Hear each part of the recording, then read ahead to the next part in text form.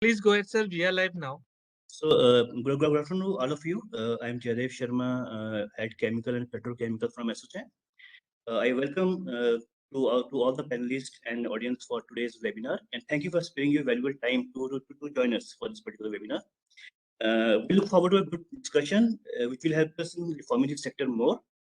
With this word, I request Mr. Manas Majumdar, Partner Oil and Gas and Chemicals, KPMG, to address and moderate the session. Over to you, Manas. Thank you. Thank you, Jay. Good afternoon. If you could also provide the sharing rights with me, I will start off with a Sure. Anu, can do it. short presentation. Again, as I said, afternoon. Thank you to ASSOCHAM to organize this event on inclusive growth in the sector, which I think is a very relevant element of where we are right now in the sector. Can you see the presentation currently? Yes, we can. Excellent. Let me just put it on full screen. Great. Great. So as I was saying, thank you to ASSOCHAM and again, afternoon to all the esteemed panelists that we have here. What I wanted to do today was in the next 8 to 10 minutes, just give an overview of where we are in the sector and what really needs to be done further for inclusive growth in the sector. And then I would call upon the panelists to share their thoughts and views and how we can then take some of the views from this session to really become a bit of an action plan. We have, of course, Dr. Chaudhary joining us from the ministry, and maybe some of those he can also throw light on, but this can be a broader point. But with that, let me start off, looking at what is happening in the sector. We are seeing a healthy growth of 9+%. The sector is about $200 billion plus currently, expected to become $300 billion plus in the next 5 years itself. What is underpinning it is, of course, strong, robust demand that we are seeing. India, of course, is a base for demand. Fourth in Asia, sixth globally in terms of chemical sales, 7% of our current GDP. And if you look at it from a volume standpoint, we're talking about 60 million tons of consumption that is happening. This is also seen from a production side, which is fairly diverse in terms of what we are producing here. If you look at chemicals across alkali, organics, which are, of course, key areas, but also if you look at petrochemicals, where both polymers, olefins around, the C2, C3, propylene, butylene, butyl, etc., and aromatics clearly being there. What is also further driving some of this growth, and that nine, which will hopefully be double-digit growth as well, is that India's per capita consumption of chemicals is far lower than the global average. With increased urbanization and income levels that are happening, we do see that growing across sectors around food, packaging, paints, personal care, right? So that's clearly one growth driver that we are seeing. There is further investments that is coming in. There is a revamped PCPIR policy that is there, which is expected to reduce import dependency. There is 100% FDI that is allowed, and there is a PLI scheme in the offing, which I'll talk about a little bit as well subsequently. And of course, from a global perspective, if you look at, India is emerging as a key destination, as a China plus one country for many suppliers to diversify their risk and manage, mitigate the supply chain disruptions, right? So all arrows pointing positive. There is a strong base, and as I said, the drivers are expected to really grow.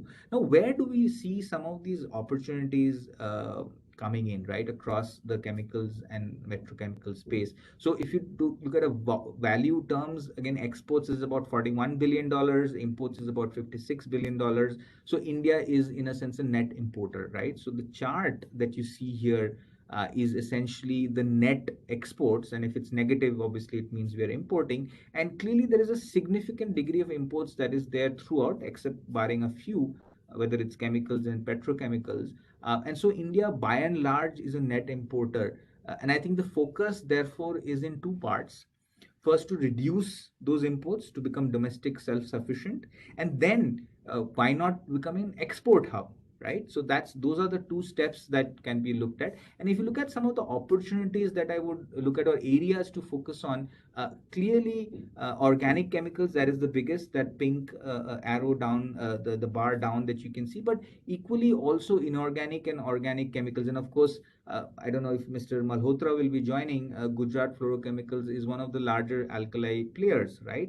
So there is need for private focus as well as government support that is required. Equally on petrochemical side, right? Whether we look at polymers, fiber intermediates, so the likes of an Indian Oil and equally Reliance, and also many of the others who are setting up petrochemicals like HMEL is doing that, right? So I think there is a lot of focus that is there to, as I said, domestically build a strong manufacturing base to address some of this import dependency to start with across the spectrum, and then look at potential opportunities in exports.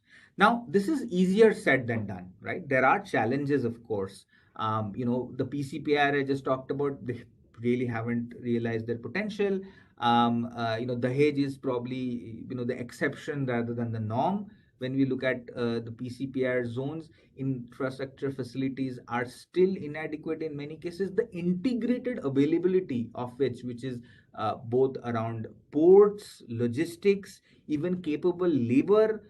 Subsequently, if you look at it in terms of utilities as well, electricity, water, in an integrated setting is something that is quite inadequate, right? Of course, raw material costs, and how do you ensure that there is backward and forward coverage there, integration, cost of capital, and of course the access to technology, that is critical. So these challenges are something that do need to be addressed, and I want to pose as part of the esteemed panel here for their further deliberations. But there are equally some support and opportunities coming in. The revamped PCPR policy, which I'm going to talk about subsequently a little bit. The fact that there is permission around transfer of technology through RBI routes, there is incentivization for R&D and some basic raw material domestically.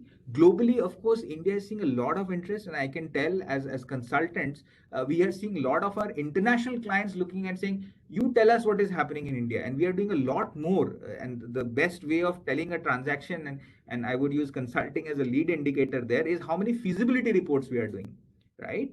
So clearly clients are looking at, can I set up in Paradeep, can I set up in Dahej, right? And we are seeing a lot of interest from our clients in Japan, Korea, Middle East to set up in India. And soon we expect that happening for some of the developed markets in US and Europe as well. And some of that is happening. Of course, some of the larger MNCs are a little slower in that sense, but clearly there are opportunities that are out there. Now, if I look at the PCPR side of things, which I was talking about, so clearly Dahej is in that sense a bit of a shining example, with Opal doing a fair bit there, BSF also being a strong player there. However, the buzz, and while Dahej continues to be, and there is a lot of focus that is going to happen both in Dahej and outskirts around GIDC areas there, we are seeing a lot of buzz on the East Coast, right? Which is where the likes of Paradeep, Vizag, Cuddalore coming up with Haldia is out in the paper. There are a few more clients which I'm not naming, interested, because primarily the focus is there rather than the 8-10 PCPIs that are being talked about. If we focus on these four and on specific, as the new 2035 policy is being talked about, 50 square kilometer areas with a cluster integration, which is critical, because you're not just manufacturing, you're ensuring the raw material available as well as the downstream consumption. If, for example, if you're doing plastics, then doing plastics processing there, right? So creating that hub thereof, which in many cases China has done very usefully in Guangzhou and Shandong. Of course, the policy also talks about the VGF funding up to 20%, priority funding through the NIP plan that is there, and of course additional incentives with greener schemes or greener applications coming in around ESG and sustainability embedded as part of your investment plans. That also, by the way, is a key trend, which I'm not going to talk about much, but how do you embed that as part of your expansion plans from the get-go, and not later on saying, I've set up a plant, now how do I make it carbon emission intensity lower, or reduce my scope 1, scope 2, scope 3. But that's a separate topic. And overall, if you look at the new policy, we are looking at $140 billion of investment going up to $280 billion by 2035. So clearly a lot of focus in the new policy that is expected to come up. However, more needs to be done, right? So government is clearly focusing a lot as part of the Atmanirbhar Bharat campaign, where the talk is about making India self-reliant, as the name clearly speaks. It is about boosting domestic manufacturing, making the domestic manufacturing globally competitive, bringing in investments from internationally to either set up or invest in Indian companies. And then, of course, to look at exports going forward, right? So clearly, this has happened in 10 plus key sectors that we see on the right hand side. And sorry, and I'm going to talk about two of them in a bit of detail, which is kind of relevant for chemicals, which is the pharma and the advanced chemistry cells, and what really can be done thereof, right? So if you look at the learnings from there, the pharma one talks about investing in both manufacturing and plants as well as R&D, right? Including transfer of technology agreements. Additionally, it talks about segmentation of companies within pharma and then applying incentives and outlays thereof.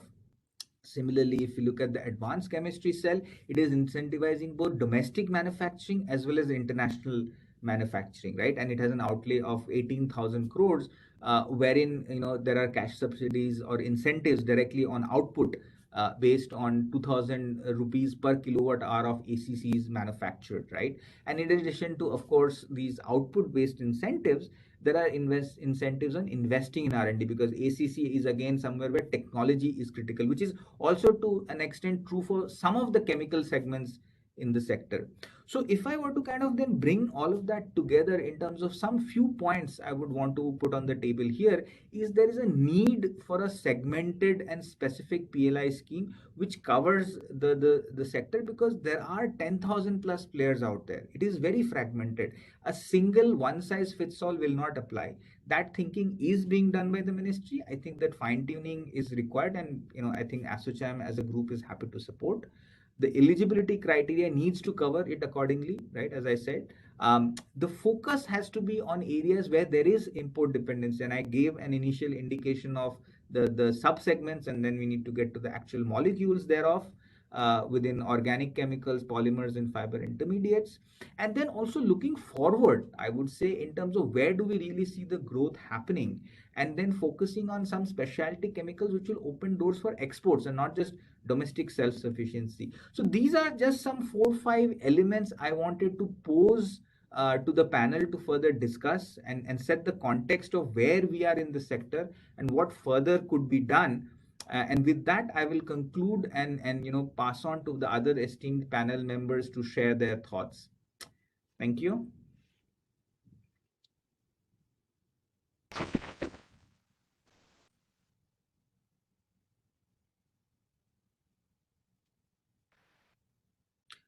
Yeah, I suppose it is my turn. Yes, Mr. Kaushik, if you can go next. Yeah, thank you. Thank you. First of all, very, very good overview you have given.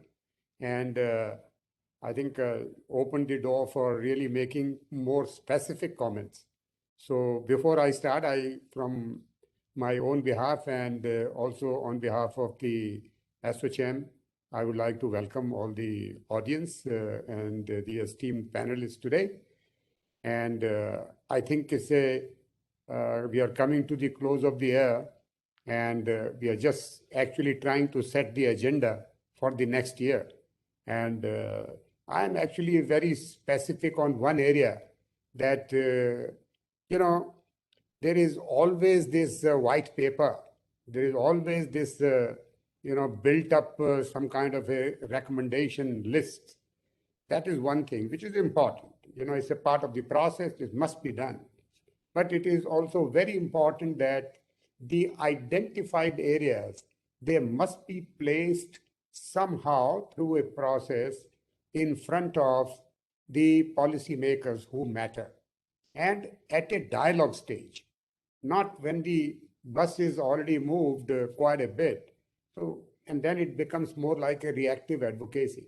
So I think I really go back to you, Manas, if you could also help in aligning the process, that how do we do the advocacy based on the recommendation which is being made, and some of the also the valuable points will come hopefully from the audience as well.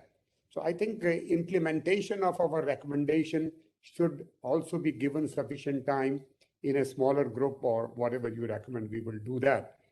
Now, nevertheless, to mention, I think as far as our, I will be more specific from the sectoral point of view. You know that I represent UPL.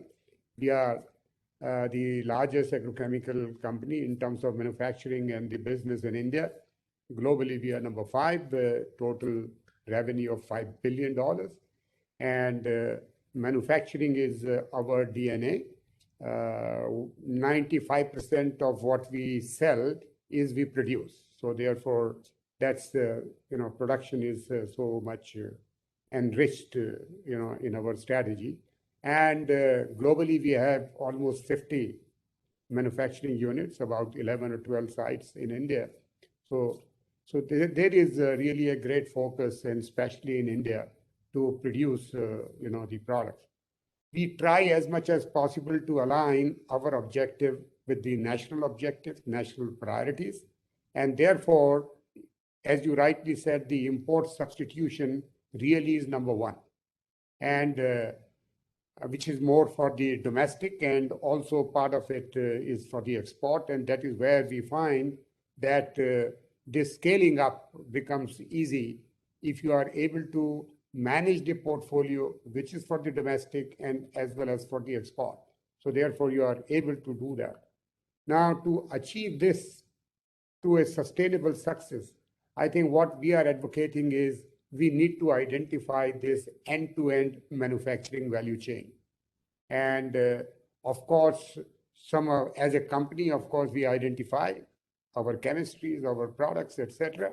But we find that it's very important that for our portfolio, we should be starting really from the very, very basic stage.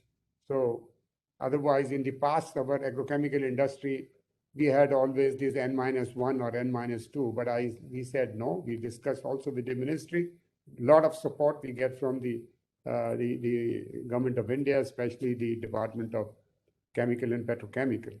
So therefore, for the import substitution, the answer is in the end-to-end manufacturing and identifying the chemistry where we could achieve the really opportunity to go basic, which means that almost 85 to 90% of the value addition we should be able to create. Now, the one thing is to do it, but if we see that what challenges we face, normally when we talk about these challenges, we get stuck into something very generic. Every time we just keep on talking about, the issue pertaining to the duties, this and that. But I think the time has come that we should be talking about some very specific things. For example, the land cost. We talk about the global competition, so we should be globally competitive when we acquire the land. So I think what we have to do is to go into very specific details about the land price and compare it with the top 5 or 6 companies. At least in our sector, we don't have competition with 100 countries in the world. We have only 5 or 6 countries.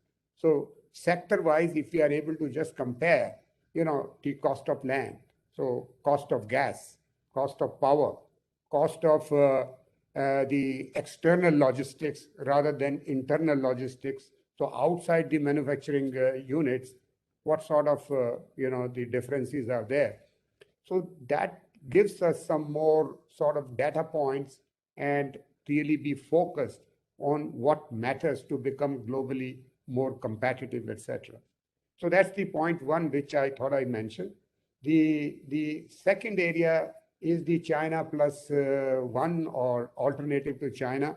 I don't want to repeat what you gave the valuable input, but I would only mention that we should look the definition of an India as an alternate to other manufacturing sort of countries, including China.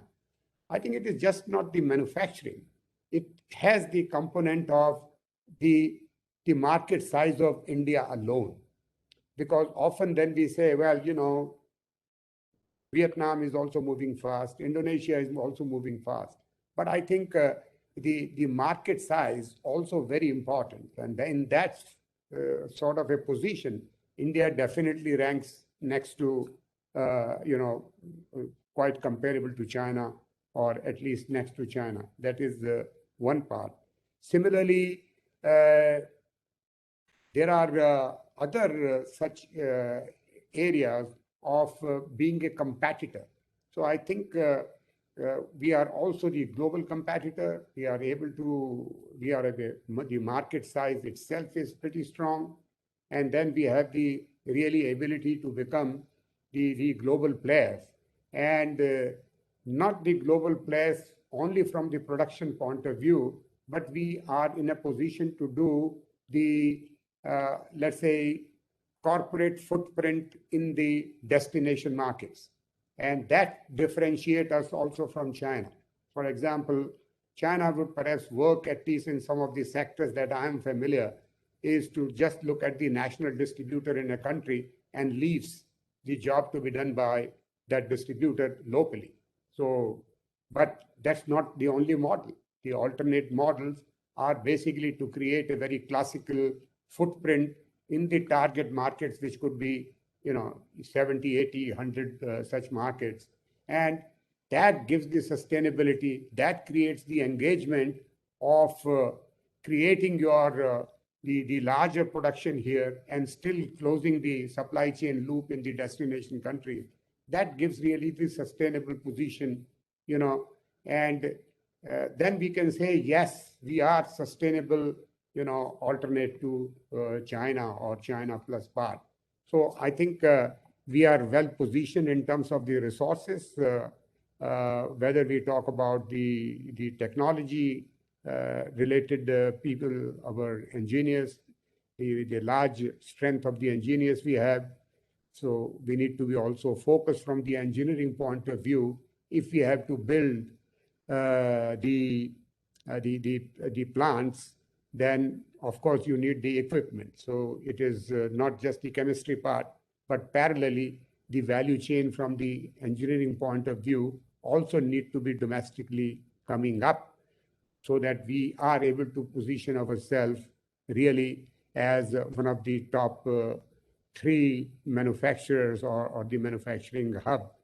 So, these are some of the points. I don't want to take too much time in one go, and I will continue to add more points, excepting one additional thing very quickly I want to mention is that it is also very important that our sector, the chemical sector, plays important role while discussing the FTAs, the free trade agreements, which are very much in the near future going to happen by some of the countries, and we are aware, especially the UAE. We expect this would happen perhaps in very early part of the next year, very early part of the next year. That's what we are hearing. But what does it mean? I think for our sector, the FTA in relation to import substitution must be critically reviewed. And then we are very clear about our position. Similarly, there are other countries, whether it is Australia or Europe and other countries where the FTA is targeted to be finalized. I think we need to be participating and seeing from the outcome point of view of the FTA for our industry. And there are some analysis which we have seen, the FTAs, in 2011 or 12, which were created, the outcome has not been very positive to our industry. I think we landed up having more imports from the FTA countries rather than only some incremental increase in the export. So with this, I would like to just stop it here. And once again, thank you for this opportunity. And I'll come back if there are questions and additional comments. So thank you. So would suggest, I think the next speaker, you can just voluntarily. Yeah. I think it's me. Sagar, Yeah. thank you very much. All right, sir. Thank you. Yeah, Jaidev, I'm next. Ji. Yes, Yes, sir. you are.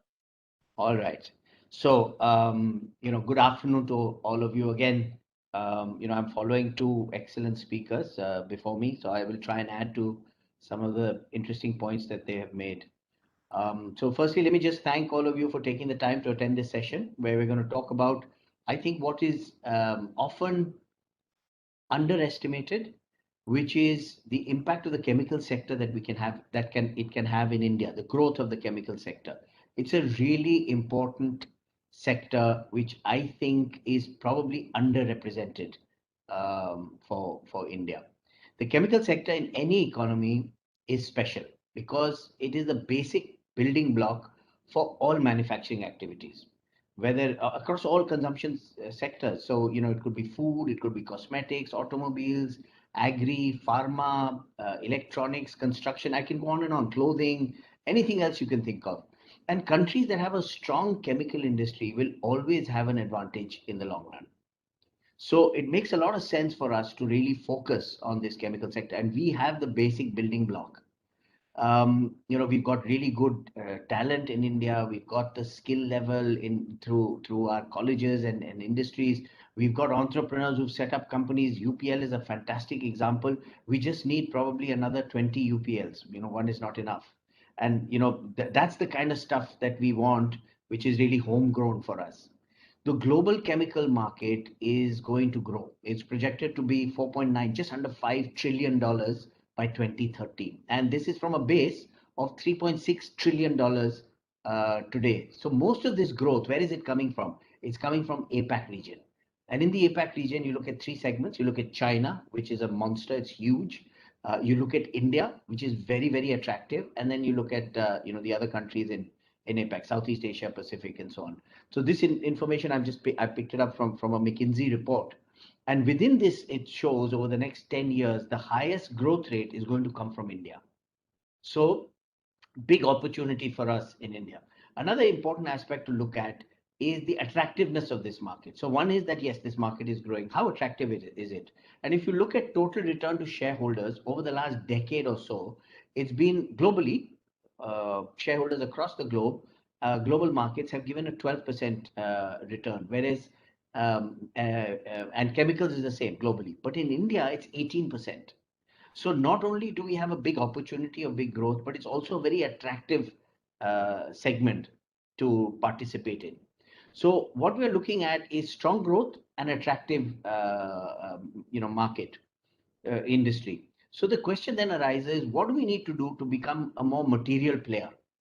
Why can't we become much bigger than we are? Because let's face it, China is more than 10 times us. So we may talk about China plus one strategy and all that, but it is a tiny impact on China. They are huge. It's not a landslide. It's a small trickle that is moving away from China, but they're still over 40% of the global chemical industry, and India is less than 5%. So there is an advantage there because it means there's a lot of scope for us to grow. But there's also questions that we have to ask ourselves, why are we not growing a lot faster? And there's a significant role to be played, by the industry in India, which is some of us sitting around the call today, supported by a government, of course. But let me first quickly talk about the support from the government, because that is straightforward. We heard, Mr. Kaushik talking about it, and probably Manas referred to some of it as well. So one of the things overall is we just need to finalize a chemical policy for India. There is a really good document that was put together more than a decade ago, 2007, I think it was. It was in draft form. And we've talked about this over and over again. Sagar, you mentioned that maybe somebody needs to put these things down so we don't keep on repeating same thing over and over again. And, either we say, look, no, we do not want a chemical policy, then we shelve it. Or we say, yes, we want it, then go ahead and do something. Because I don't think it's that far off from finalization. It's a very good piece of work that the government has put together. Then also prioritizing the chemical sector, just like it did for automotive, like it did for electronics, like it did for pharma. If we just said that now there's going to be, focus on the chemical sector, what does the chemical sector have to offer? And we saw from the KPMG work that Manas just showed that we are a net importer. And what that means is this huge growth that is going to come is going to give jobs and manufacturing opportunities to some other country where we're importing from. We don't want that. We would like that to come to India. So what do we need to do? We need a focus. We need to look at the barriers to compete. As you know, again, Kaushik talked about high cost of land, logistics, power. How do we compete when moving material from my factory to a port costs as much as making it? How do I compete? It's cheaper to move something from the US into, say, a port in Gujarat or Maharashtra than it is from moving it across the country in India alone. So these are some of the things we do need to grapple with. Continue to push through reforms like the labor reforms. I think that's a big positive. PLI is sounds good, but we're not really seeing enough of it in our industry, in the chemical industry. We would like to see some incentives for us as well. And another thing that I do want to talk about is something the government has often talked about and made big strides in terms of their reform is the ease of doing business. So the ease of doing business is ease of doing business in metros. And I would urge us to look at ease of doing business in the rural hinterland. Manufacturing of our products is done in the rural hinterland. That's where we are active. And we would like to see ease of doing business in the places where we have manufacturing. And there we have not seen a lot of movement. I mean, for those of us who've been in manufacturing for the last decade, 2 decades, 3 decades, the movement in ease of doing business is not terribly great. We see a lot in Mumbai and Delhi, but we would like to see it in our manufacturing areas. So in a nutshell, I would say, that is the ask of the government. There's nothing new in what I've said. I think these are points that have been made in the past.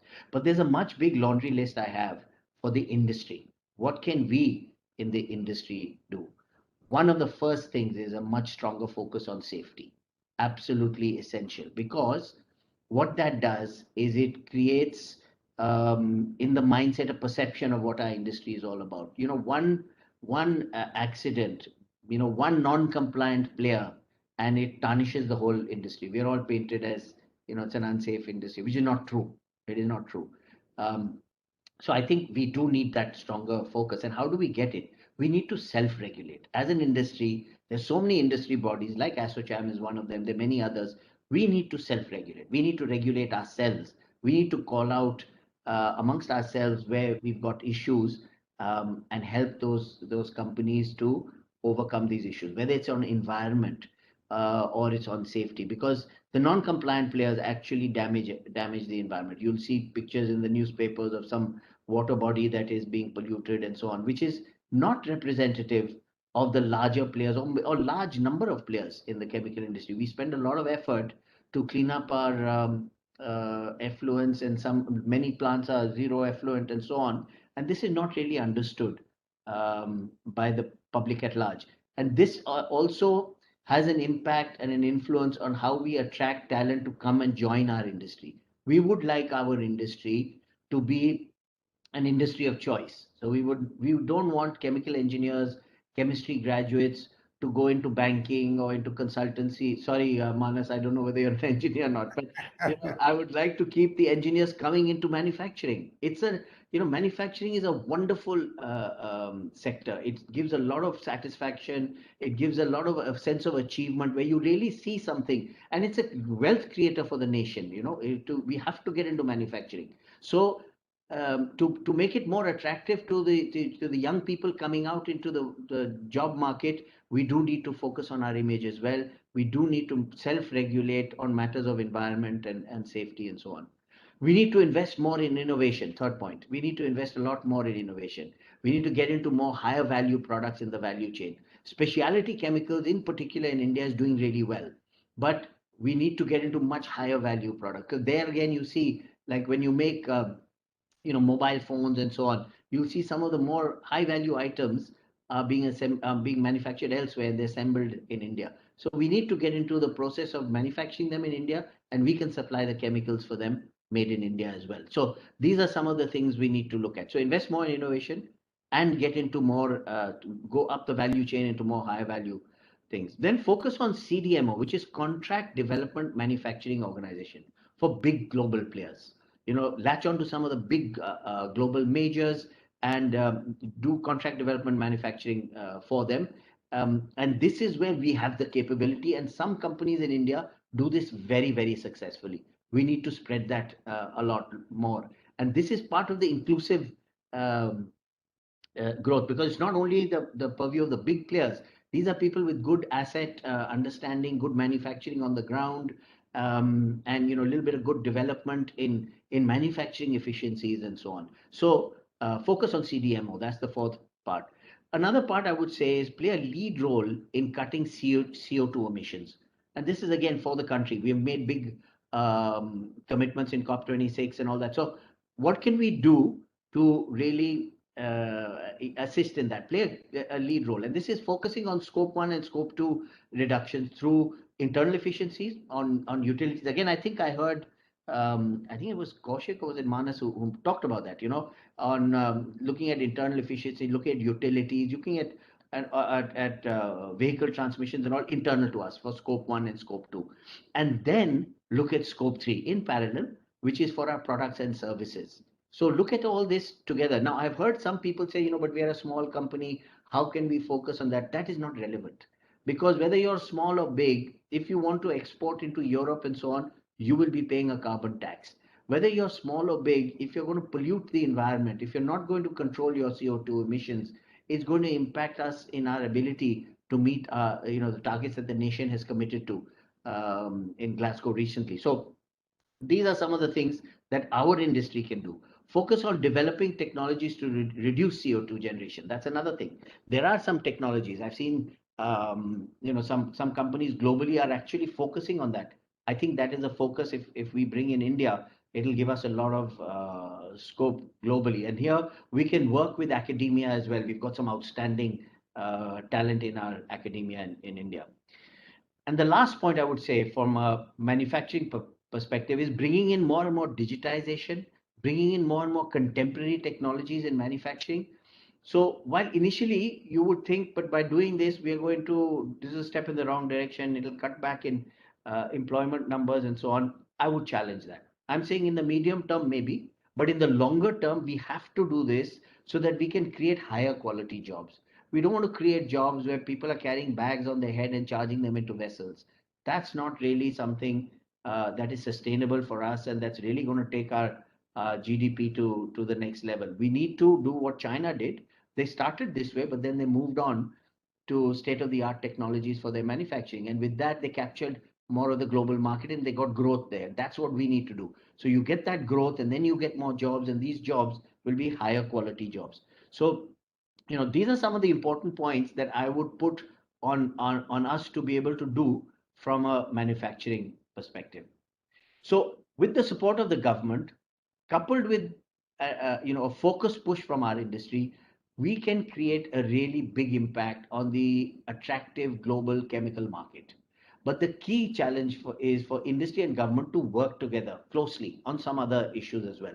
So protecting the environment while not blocking growth. So you hear a lot of people, and I think in the opening remark and on the document that was circulated for this event, we talk about getting clearances and approvals and all. Yes, absolutely. But we need to ensure that compliant companies get the environment clearances quickly. If you're a responsible care certified company, there's some respect is given in that sphere, and self-regulate, what I talked about earlier. The second part is on skilling the workforce, so that at least 50% of the workforce is fit for purpose in our industry. In India, less than 5% of the workforce is skilled when they come into industry. So all the skilling is done by industry, which is a big cost and burden on us.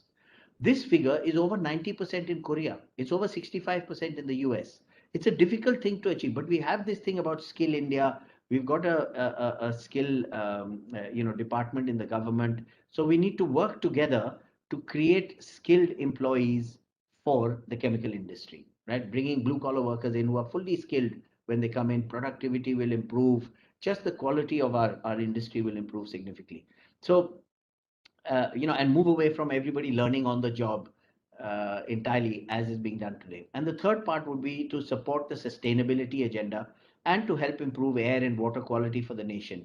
Most of the solutions here are chemical, whether it's for air quality, whether it's for water quality. And there are many technologies that we can bring, and the government and industry can work together to find solutions. I know in Clariant, my company, we have some great solutions to help us in to improve air pollution, especially when it comes to burning of crops, which we see in Punjab and Haryana and in the north. And if you're sitting in Delhi, you're breathing that air as well. So we have technologies that can take the stubble and convert that into alcohol, which is something that is then needed in our fuels. So these are some of the things I think other industries as well can come together to work on cleaning up the air as well as cleaning up water. So we can all see the opportunity before us. We must not let it pass us by. In the chemical space, we are well equipped to leap forward. Today, we are punching well below our weight as a nation in this chemical space, and this needs to be corrected. As a nation, we have to increase manufacturing as a share of our GDP. That accounts for everybody, not just the chemical industry. It's currently 18%. We want to go over 25%. Manas, correct me if I'm wrong, if those numbers are correct. And the chemical industry plays a key role here. In India, I thought we were about 170 billion in the chemical industry, but Manas has got an updated number of over 200 billion. That's fantastic. And we're going to 300 billion by 2025 or so. So that extra 100 billion, we want most of it to come made in India, not imported. And currently we're a net importer. So that is a danger. We need to change that trend. And most of this growth must come from India, not imports. So we want to see more plants constructed, more jobs created. So Manas is talking about companies coming and talking to him about doing assessments for India, but we're not seeing the FDI for breaking steel and putting steel in the ground. My company alone, we've spent a lot of money in India, but in M&A we haven't really gone to greenfield sites and so on. But the next stage has to be in that space. So I look forward to a decade that belongs to our industry, the chemical industry in India, where we grow responsibly and continue to create great companies that will supply chemicals to India and the world. Thank you, and Jai Hind. Back to you, Jaidev. Thank you so much, Adnan. This is a very useful and I would say, a very balanced view where you gave a spotlight both on the industry as well as on some of the asks, and you very rightly highlighted digitization is a key thing. It's not a bane, it can be a boon. I myself, by the way, am a computer science engineer, so we don't want many of the talent going away. Manufacturing is really the play to be, as you rightly said. There is a lot of talk, and I think that talk has to walk now, and I think that action has to happen. And I think some of the points you rightly highlighted in the laundry list for private is absolutely perfect. And I think if it is already reflected in the paper, but if not, it should be. I think the entire point on digitization, innovation, skills, environment. I actually see environment not and safety not only as something to be done now to protect and sustain your business, but can be an opportunity. For example, purifiers, right? Catalysts that we develop in chemicals can be opportunities, right? Or as you said, in stubble burning. So anyway, with that excellent point of view, I would then request Mr. Rajora to come in from HMEL and also give a perspective on what can also happen from a petrochemicals and increase that consumption levels, and HMEL is investing also on the petrochemical side. Mr. Rajora, over to you. Good afternoon, and thank you very much, Manas. Thanks to ASSOCHEM for inviting me to this seminar. After two distinguished speakers speaking about chemicals, I would like to cover maybe some of the points are very similar for petrochemical sector. So petrochemical and chemical put together is the sector which can see the large growth in the country to make our economy to 5 trillion economy. These are the two sectors which can help positively. I mean, there is no doubt about it. A lot of countries are trying to, go away from China in terms of, supply scheme of things. And India can play a major role. Are we ready to do that? There are some points that I would like to cover, in my talk. I mean, we have good demand. There is no doubt about it. 8 to 10% of demand. We need one large size cracker every second year, or two crackers in 3 years. Like we need 3 crackers by 2025. We need another 3 crackers by 2030. And we need 10 crackers by 2040. And all that would amount to an investment of roughly $100 billion. Now, Manas, it gives me a lot of encouragement that people are coming and asking you to make feasibility reports, but we have really not seen any, narrow breaking on the ground. I mean, so that is where I always wonder, why is it that India has the demand? India raw material positively have to come out, from outside, because we don't have our own gas. Naphtha can be released from the refinery. Today we are exporting naphtha actually. So all that can be converted to petrochemical. With the introduction of EV, auto fuels are going to go down. Now today we are exporting auto fuels world over. We are called refining, of the world. I mean, now part of this auto fuel has to be converted to petrochemical. So when we wonder about raw material coming for petrochemical, so one is this naphtha. Second is this auto fuel need to be converted, and now technologies are available, because in our cracker we are going to use LPG, we are going to use kerosene, and even some part of diesel we will be able to crack in the cracker. I mean, so what I'm trying to say, there are technology available that auto fuel will get converted. So that will provide enough raw material for our crackers. Now, how to bring in this investment in the country is the question. Now, why it is not coming? Why people still want to put up a cracker outside the country and sign a FTA and bring those material, finished products here in the country? Now that has to be stopped. Government has to realize that FTA does not help our consumer.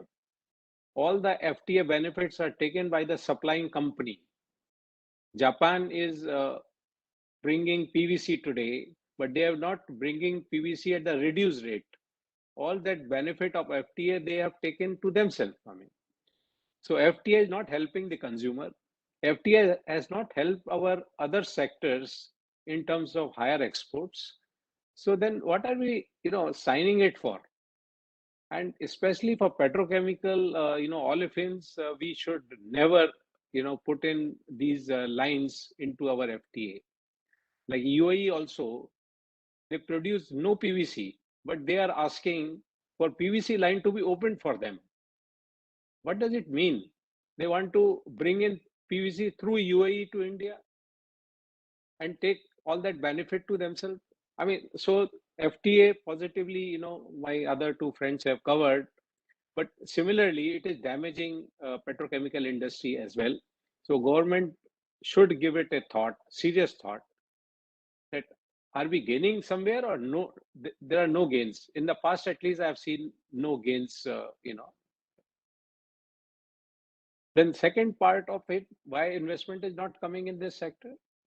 I would say our IRR is very low, and that is because we are not being competitive for various regions, environment clearance, cost of capital, power rates. I mean, there are many things. I mean, now, while the government is working on all those things, but it takes time to come to the competitive rates, global competitive rates. In the meantime, what can be done? This industry have always been suggesting the tariff.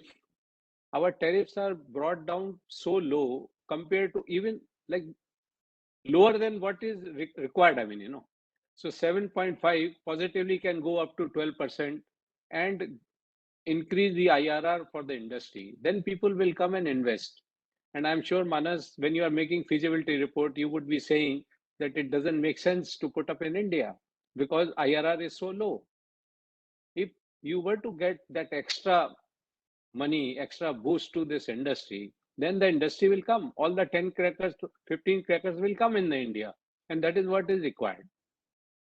For downstream industry, raw material production within the country to ensure our 8 to 10% growth in future is must. We cannot import, we cannot sustain imports of that size which India needs. I mean, so that's, is a major point. The second aspect is the BIS aspect. Today, any country can export their even non-prime material, everything to the country. I mean, and in this country, we are ready to accept all that material because it is coming cheap. But we are damaging our own industry in the country. So I'm sure the government has taken a step in the right direction, that BIS quality standards have to be created for each and every product. We have recently added PP and PE, all grades in the BIS spec. Then it will ensure that we get only the quality product. PLI scheme is a good scheme. Government has taken a lot of initiative, but it should be extended to petrochemical sector as well. And that is where the large chunk of money should come in. There are this environment clearance and the land price and all those things. What I want to say, one demand that we have been requesting government, that environment clearance should be on a self declaration basis. If the company faults, then you charge penalty. There are large sector players who are putting $3 billion, $4 billion, $5 billion. Why will they not follow the rules laid down by the government? If they fail, you penalize them. But today, if I want to apply, I have to wait for 2 more years to start work on the plant. Now, there is no time with us to wait for this environment clearance for 2 years and things like that.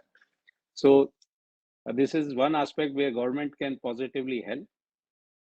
As far as industry is concerned, I would say in a big way on the environment side, petrochemical sector is working in a big way in terms of using solar power, green hydrogen, and all these things are coming in to reduce CO2. Waste management is another big sector which this industry is working on, plastic waste management.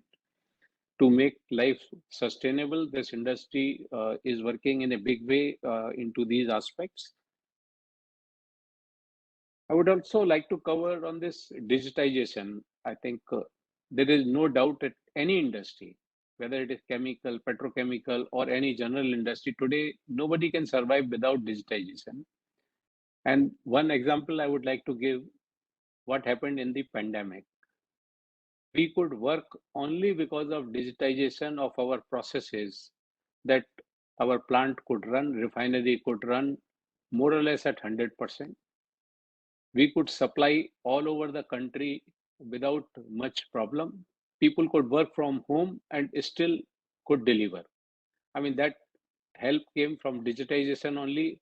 And in future also, our logistic cost is going to go down because we are putting all our processes on this platform. So this is one big thing that I would say that digitization is helping.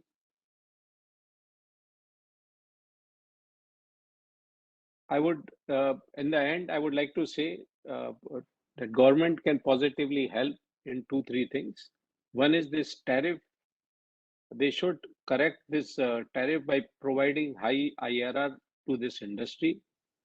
On free trade agreements, we should not go for olefins at all. This is something which will help.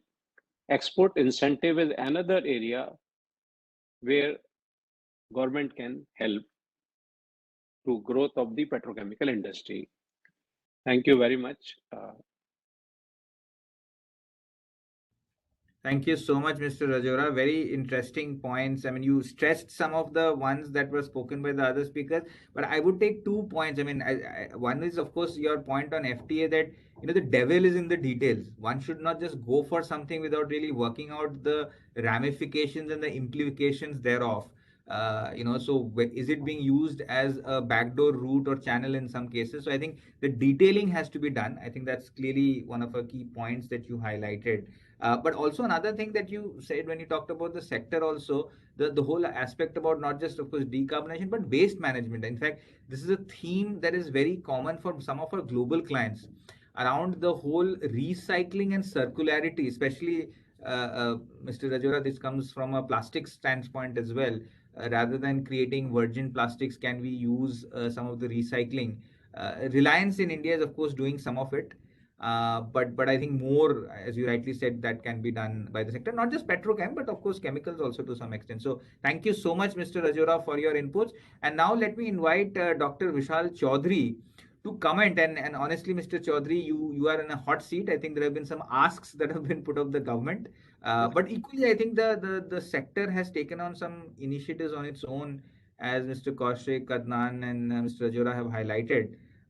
So, Dr. Chaudhary, if you could come and give your thoughts on what the government is looking to do, the oft talked about PLI, and any other thoughts that you would have on how we can really grow the sector.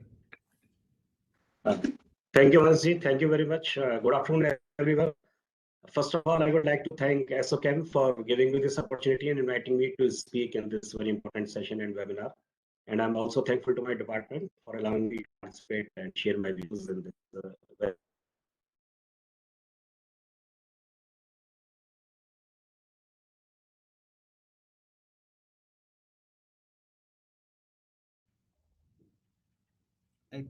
Sorry, we can't hear. I think we've lost him. Dropped.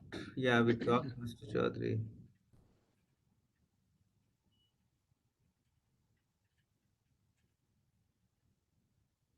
Manas, we've lost him. I think so, because he's not showing connected, or there's some issue. Well, I would like to discuss that chemical is such an important Dr. commodity Chaudhary, which we lost you there for about a few like a minute or so. Oh, I'm sorry. Now is it After okay? introduction. Acha. It is Now better if you want, you can turn off our video if there is a bandwidth or a connection issue. Now is it audible? Yeah. Yes, it is Yes. better now. Yes, yes. And visible also, that I mean video is also? Somewhat, yes. Okay. So good afternoon, everyone. I was just saying that already all the eminent speakers have covered very nicely about the idea of the sector. I will just have a pick up few slices from all the talks of all the eminent speakers and just to give my views. I was saying that chemical is such an important commodity that can never be ignored. It is one of the most important commodity because it is the raw material and input material provider for all the sectors, be it automobile, be it pharmaceutical, be it textile, construction, agriculture. All other sectors are somewhere dependent on chemicals in their value chain. So such is the importance of this sector. And if we see about the statistics and the data for the chemical sector, then I'm happy to share that Indian chemical industry ranks 6th in the world chemical sales. And Indian chemical industry comprises of more than 4% of global chemical industry. Another important aspect, which shows the importance of chemical sector is employment generation. This sector has generated employment for around 1.56 million people. And also, in addition to this, chemical industry has contributed around 10%, 9.5% to GVA of the country. Manufacturing sector, manufacturing GVA of the country. So this is how we can see that the importance of the chemical sector or the chemical industry. As rightly said by Marasji in your opening remarks, that in most of the this chemical sector is fragmented into various subgroups, and most of the subsectors we are import dependent, and we are net importers. But still, there are few sectors like agrochemicals and dyes and pigments, dyes industry especially, where we are net exporters. So, like Sir Kaushik ji also very nicely explained about this sectoral view. If we see in the agrochemicals and dyes, India is net exporter, and it is only because of the availability of good quality of agrochemicals that our food grain production has reached up to 300 million tons. So agrochemical, which is a part of chemical industry, agrochemical industries in itself has a great contribution towards agriculture sector. So all the subsectors of chemical sector, in some of the other way, contributes towards GDP and the economic growth of the country. That is how the importance of this sector is. Now, talking about the value chain, as rightly addressed by Sagar Kaushik sir, that any industrialist now putting up the plant in the chemical, our approach of industry should be to cover the maximum value chain. If we can cover entire, it is good, but at least maximum value chain should be covered, so that our import dependency on intermediates and the starting KSMs is reduced. So that should be the approach. Now, for this, considering and seeing the fast and rapid growth of the chemical industry, to address the environmental issues, there are certain international conventions also for which government is signatory body. Government of India is signatory body. Like there is a Stockholm Convention which looks after persistent organic pollutant chemicals. All chemicals which falls under POP categories are being looked after by or governed, reviewed by the Stockholm Convention, and Government of India is signatory to that. So we are also contributing, and we are also time to time giving our views, taking a stand, doing advocacy also sometimes in the convention. Then there is a Rotterdam Convention to which also Government of India is a signatory body, which is about the trading of hazardous chemicals based on their permissions and acknowledgements. Then we have OPCW, Organization for Prohibition of Chemical Weapon Convention, which covers or monitors those chemicals which can be used as chemical weapons. So these are the international conventions to which government is a signatory body, and we are also doing our contributing our that part whenever and whatever way it is required. Now, as already covered by Manas Majumdarji in his opening remarks about PCPIRs, I will not go into details, but still I'll just brief that PCPIR policy was notified to give a boost in the chemical and petrochemical sector. And wherein this, there are initially 4 PCPIRs were identified and established, one in Gujarat, Odisha, Tamil Nadu, and Andhra Pradesh. So basically, the concept of these PCPIRs, what I want to discuss here is the concept of PCPIR was to develop a chemical or petrochemical area on a cluster-based approach. A dedicated zone, a dedicated land area is to be identified. Then the chemical industry, or first of all, the anchor tenant to give the feedstock is identified as set up. Then other industries, and which will lead to the development of downstream industries also, downstream and ancillary industry also. The concept was to make on a cluster based, to develop an industrial zone for chemical and petrochemical sector on a cluster based approach. So concept was even today it's really excellent, and to achieve the desired results, department is working on to how to review the existing PCPIR policy and what suitable amendments can be introduced so that it is effectively implemented, and we get some more proposals of PCPIRs, and this PCPIRs is developed. This PCPIRs has a huge potential. Once it is fully established, it is expected to have to attract an investment of more than 8 lakh crores. And it is estimated that these PCPIRs, if successfully established, once successfully established, they will generate an employment for about 34 lakh people. So PCPIRs have huge potential to make it, we understand that these are very mega projects and which have long gestation periods and times. It will take time to get materialized, but whatever support in form of policy or scheme is required, the department is already working on that, and we very soon will also be doing some large-scale stakeholder consultation before finalizing anything, because it's still in draft stage. So that whatever support in the form of policy is required to make PCPIR policy much effective and more effective, so that these desired results are achieved. And once PCPIRs are fully established and become successful, then there is no doubt that we can be the global leader in chemical and petrochemical sectors. Present size of chemical industry is $175 billion US. And considering this aspect, it is expected by 2025, this market will reach $300 billion US. So considering this importance and our working parallelly on the PCPIR policy, and once amendments are being introduced, the chemicals, I'm sure that the Indian chemical industry, we can be a global leader and Atmanirbhar in this sector. Now, a very interesting, topic was discussed by Adnan Ahmed ji. He told the safety aspect, and a very appreciable, it's really appreciable thing that he told that industry should be we should have a self-regulation. This is really a very appreciable approach which Adnan ji has told. In that also, I would just like to tell that department has already taken initiative in this regard also. Department of Chemicals is working on framing chemical and management safety rules, which are at present at draft stage. But objective of these rules are to cover management, inventory management, as well as safety aspects of all the chemicals. See, at present, there are more than 10,000 active chemicals which are being placed in Indian territory. And out of that, only around 3,000 chemicals are being covered, governed or monitored through rules like MSIC rules, Insecticides Act, or Drugs and Cosmetics Act. But the remaining 8,000 or so, these chemicals are lying otherwise deregulated. So as of now, we don't have proper inventory management database also for these chemicals. So we are proposing to make these draft chemical management safety rules. And if these rules are approved, then it will cover both management and safety aspects. We are also proposing to subsume existing MSIC and COPPA rules in this regulation.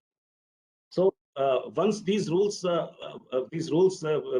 come into effect, then the management and safety aspects will be covered under single umbrella, making it an omnibus thing, making it an omnibus chemical regulation.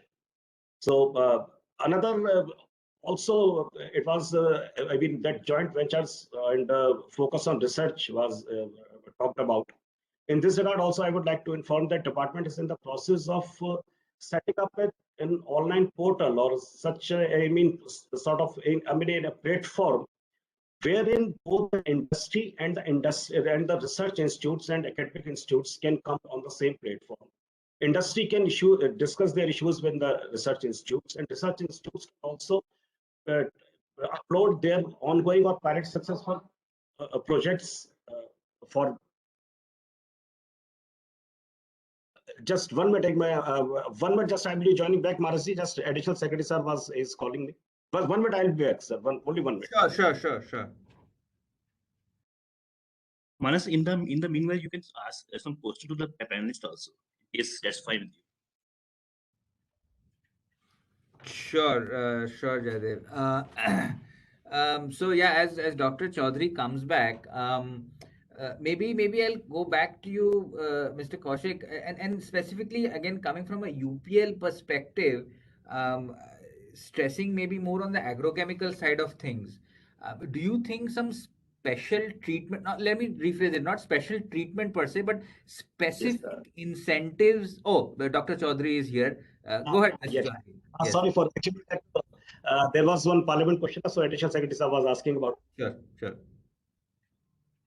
So I was telling that we are also working on developing such an online portal platform wherein that academic institutes and the research institutes can tell about their projects, whatever research is ongoing, and industry can also discuss what are the problems they are facing with the research institutes. So they will come on a single common platform so that there can be an more of industrial and academia interaction, wherein department will play as an interface. So this is another initiative. Also, the department has set up an advisory forum which takes up the issue of industry, the concerns like environmental clearances. We take up the matter with Ministry of Environment, also the other regulatory authorities like CIB and CIBRC.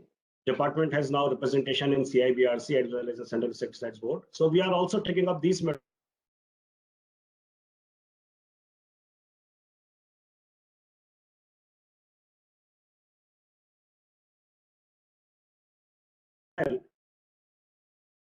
Which also facilitates about the investors who are interested for mega projects, which will guide them how to take clearances and prepare the required dossier for any regulatory clearances if required. So these are the initiatives which are at present department is taking, and in between also, if any concern come from the industry, like recently one notification come from the listing of chemicals in Stockholm Convention, and we discussed the matter with the industry, and we took up based on their views, the department has taken up the stand, and we have asked Ministry of Environment to act accordingly and to take the stand accordingly. And we're defending those chemicals that should not be listed. So these are the aspects and activities which department is doing, and government wants to always support the chemical sector, Indian chemical industry, considering its potential.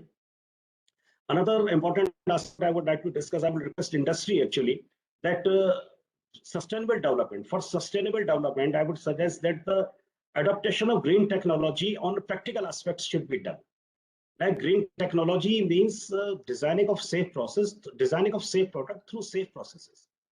But it should be done on a practical way. Like in Sagar Kaushik sir may be knowing, in pesticide industry, there is a product called spent acid, which is mostly generated as a byproduct. So I would request industry to do some research that how this spent acid can be utilized, so that instead of throwing it off as an effluent or discharging it as an effluent or treating it, it can be recycled or reused by reacting it with some alcohol, making it some surfactant or emulsifier, which can again used as an useful input material. So these things, research should be focused on these areas, which will help in adopting green technology as well as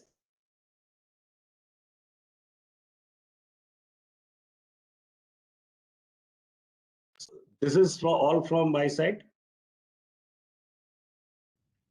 Thank you so much, Dr. Chaudhary, for your inputs. And this is very So, useful. so this is all from my side. I think some network problem is there. So, I think some network problem was there. Now I'm audible? Yes, we can hear you. Can you hear us, Dr. Chaudhary? Yes. So now I can hear. So now with this, I will conclude. And if there is any question, I will be definitely happy to answer at the end also. After that, on email also, I have everybody is having my contact number. Anytime the clarification is required, I will be happy to answer. Sure. So namaskar. Thank you. Thank you, Dr. Chaudhary. We will have maybe some 10-15 minutes of question and answer. There is one question I can see on the chat box, but I will maybe probably pose it to Mr. Kaushik and Mr. Ahmed if he's still there. And I'll come back to you, Dr. Chaudhary. I think you made some very interesting points on some of the initiatives that the government is doing, and I'll come back for some details on that. But before that, Mr. Kaushik, let me ask this question. How important, and this is actually also true from agrochemicals, specifically on the pesticide side of things. Of course, generics maybe not so much, but even there also, as they go off patent, how much is IP protection relevant coming in both for agrochemicals and I think the same question therefore to Adnan also for specialty chemicals to Clariant. Mr. Kaushik, maybe if you want to go first. I think Mr. Kaushik, you're on mute. Yeah. Thank you, Manas, for the question. I would say that as far as the intellectual property part is concerned, I think India is very well within the framework of the international treaties, what we have. So, which means there is a patent for 20 years. And within that 20 years patent, the inventor is able to bring the product and he is able to market. And so I think that is very well protected. So I think that is the, position pretty clear. There are also patents which the Indian companies, they apply in India, which are in relation to the new formulations, new mixtures. And I think we hold quite a large number of patents, but these are really built on the new innovation which has been created and accepted by the bodies or the official bodies. So I don't think there is really anything specific that needed to be done. Of late, there have been some conversations by certain section of the industry that those products which have been globally off patented, but if they come to India, can there be some additional data protection on that? Those discussions are going on, but my personal view is I think, first of all, we can't have a policy that the products in future also will not come during their patented regime. It makes really no sense to build a policy about it. And India is an attractive market and it's a growing market. And so we do believe that, and the new products are coming. It's not that India is, hungry for the new products. So of late, a lot of new products are coming. Even the Indian companies, we can name a number of them, are bringing the new products directly or through their collaboration part, etc. So I think from the IP standpoint, it is quite okay. I would say that. Sure, Mr. Kaushik. So, Adnan, maybe for you, let me rephrase the question. So, I think Mr. Kaushik rightly highlighted that it's really not a challenge, and new molecules are coming in. People are looking at joint ventures, but is it really a challenge for companies setting up or transferring technology in India? And you, as Clarient, of course, as an international company, is it really an issue, or would you think twice about bringing in? I mean, if I were to give the example of China with all its issue has brought in companies, let me, being politically incorrect, stolen technology also, and but still survived and growing, right? But is it truly an issue in India, or is it more a perception? And what more can really be done to address this, from your side, if you think, Adnan?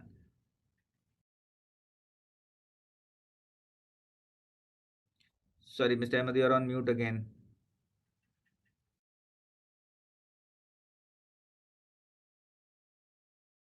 Sorry, I was looking for my mouse. Yep. So it is both a perception and an issue. And it is an issue because of the perception. So one of the ways around that issue is when multinationals put up their own companies, for example, Clarient. So in India, Clarient for me is an Indian company. We have all Indian employees, we have Indian assets, we manufacture in India, we buy our materials here, we operate like Indian companies. And there is no issue of transferring any new molecules or anything to us in India, provided we are manufacturing it in-house. But there is an issue when we go outside, and I think there is a belief, and I can't give you any evidence to support this. There is a belief that it is difficult to defend IP in case somebody uses it. It's difficult. So that's a perception. And I think the way we get around it is we just make it in-house. You're on mute. I was just saying, yeah. So I was saying, would it stop you from collaborating? For example, how open is Clarient to collaborating with Indian players? Maybe a joint venture. Joint venture sometimes is a dirty word, but how do you see that operating? So we have two very successful joint ventures in India, big ones.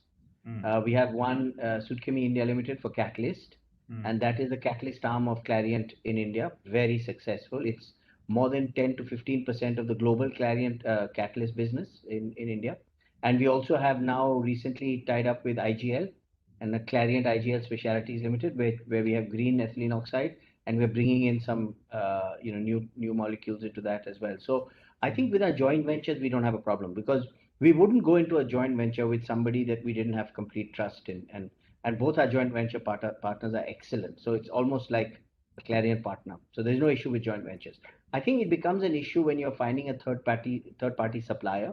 There as well, we have some third party suppliers who are working very well with us, and we don't have a problem. But we have had issues with some third party suppliers as well. So it's a mixed bag there. That's why I told you, it's a bit of a perception issue, because you have one bad experience, and then somebody sitting in Switzerland is going to say, yeah, we had that issue in India, there's a problem, whereas it may not be. So that's the role that we as Indian managers have here. We keep telling them, chinta mat karo, sab theek ho jayega, don't worry, we are under control, and there's no issue here.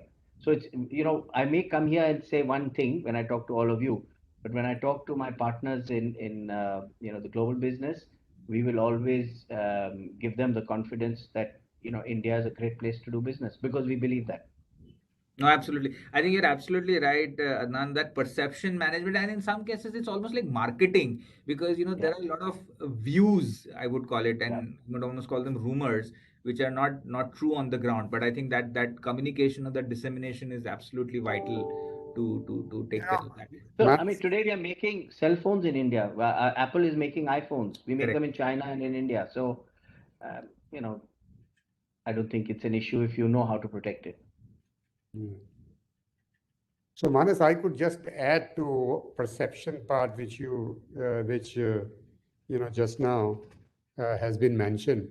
I would say this, this perception comes also historically, because at least in our sector, the international companies, they didn't believe, partly because we were really emerging country, etc., that the products which they discovered, the India is the ready market for that. So they didn't believe, because most of the research was done on, let's say, cereal products. India was a rice country. To make it short, this was the belief. So therefore, when you are launching the product globally, India was always left behind. We will not make money, and it is, then there is a protection part, also perception. So they didn't come.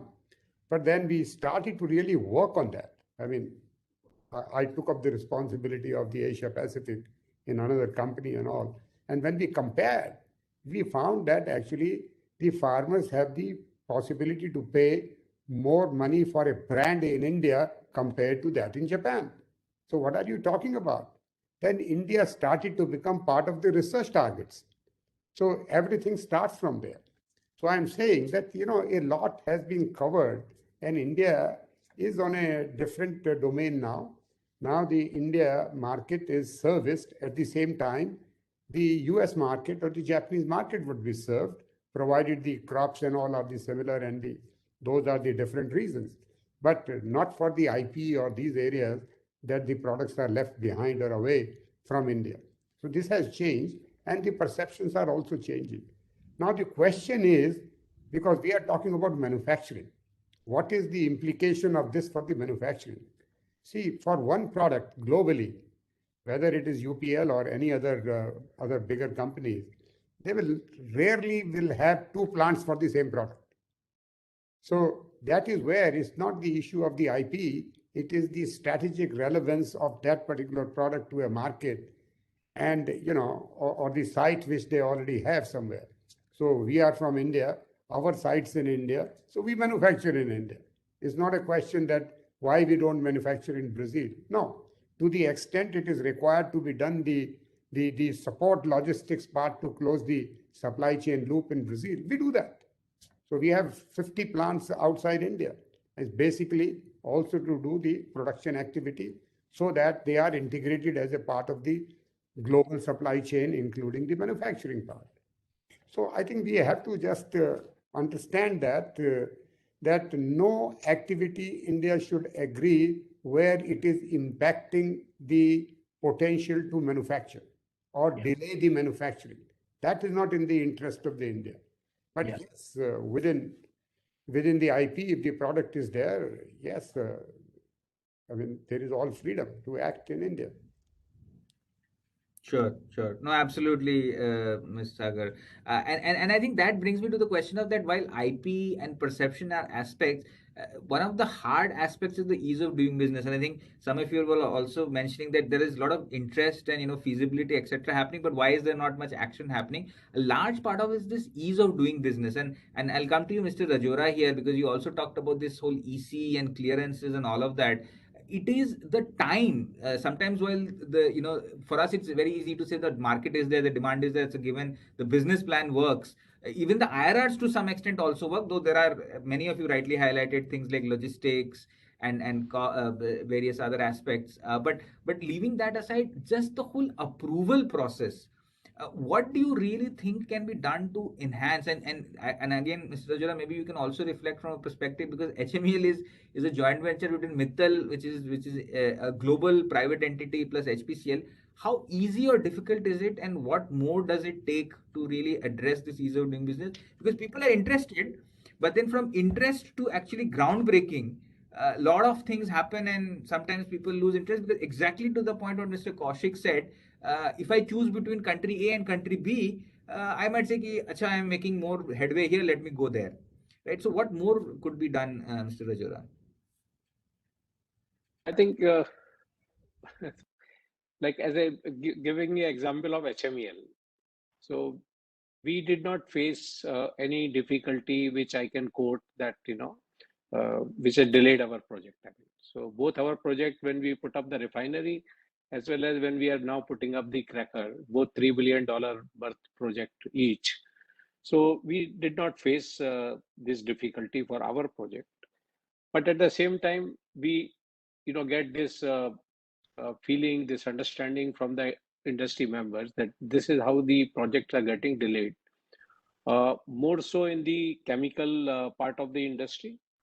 So we have been suggesting this to the government that environment clearance can be on the self-certification basis to reduce the time, and time is of the essence. I mean, so that has been our biggest suggestion, and some of the rules have actually been amended also. So some time frame has been reduced by the government action, and maybe one day we will reach to that point where especially in petrochemical industry, there are no problems in terms of selection of the raw material. We are free to select any raw material, import from anywhere or domestic. At the same time, there are no laws governing the sort of marketing, selling, whether you export, whether you sell it in domestic, at what price you sell. So that way, this industry is totally free. I mean, there are no license required. Anybody can put up. So as far as petrochemical is concerned, I see not much difficulty on ease of operation for the foreign players to come in.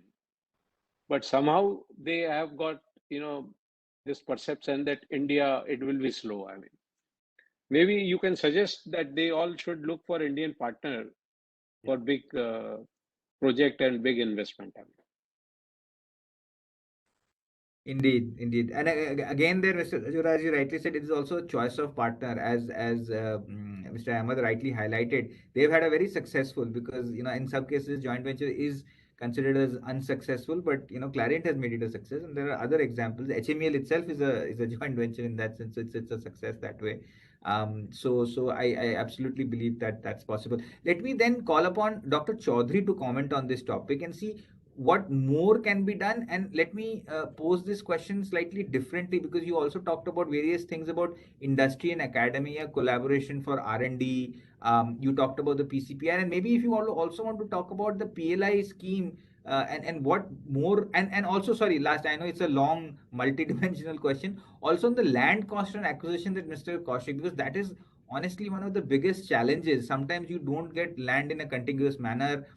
Something is blocking in the middle, and how can you set up a plant there, or it is not at the right price, or it is not at the right time, and we face this with many clients. So maybe Dr. Chaudhary, if you want to come on this, the setting up part, the land part, as well as other incentives.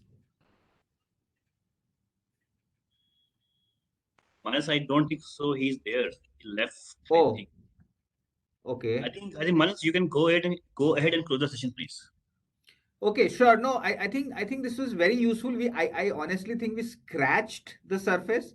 I think this could have been probably a longer session, but I think it was a very useful, and I personally felt very fruitful discussion around a fairly wide-ranging set of topics that we could hear from Mr. Kaushik, Mr. Ahmed, Mr. Rajora, and Dr. Chaudhary himself. And I think I would urge ASSOCHAM to compile some of these thoughts and maybe have a follow-up discussions, or in fact, as Mr. Kaushik was saying, having some working groups around some of these themes, because each of them are deliberations in and of themselves, whether it's digitization, whether it is decarbonization, the skills aspect, or the ease of doing business.